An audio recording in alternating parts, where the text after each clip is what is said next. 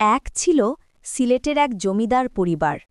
সেই পরিবারেই ১৮৫৪ সালে জন্ম নিল এক ছেলে, দেওয়ান হাসন রাজা চৌধুরী। শৈশব থেকেই তিনি বড় হয়েছেন ঐশ্বর্য, চাকচিক্য আর প্রাচুর্যের মধ্যে।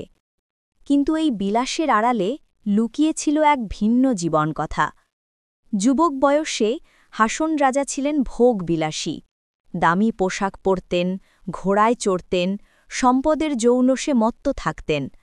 গ্রামের মানুষ তাকে চিনত গর্বিত জমিদার হিসাবে, কবি বা সাধক হিসাবে নয়।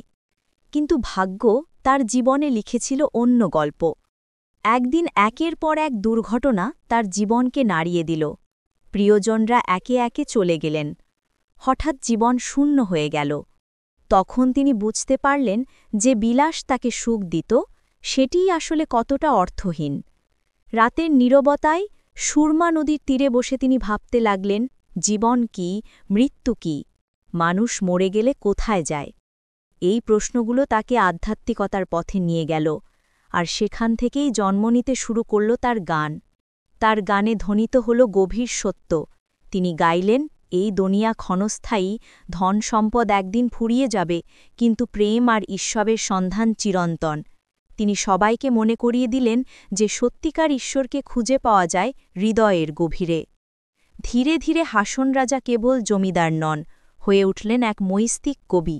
গ্রামের মানুষ জড়ো হতো তার গান শোনার জন্য। তার কণ্ঠ ভরে থাকত ভক্তি আর মমতায়, যা কৃষক থেকে অভিজাত সবাইকে সমানভাবে ছুঁয়ে যেত। জীবনের শেষ দিকে তিনি বিলাসিতা ত্যাগ করে সাধারণ মানুষের কাছাকাছি থেকে সরল জীবনযাপন করলেন। রেখে গেলেন শত শত আধ্যাত্মিক গান।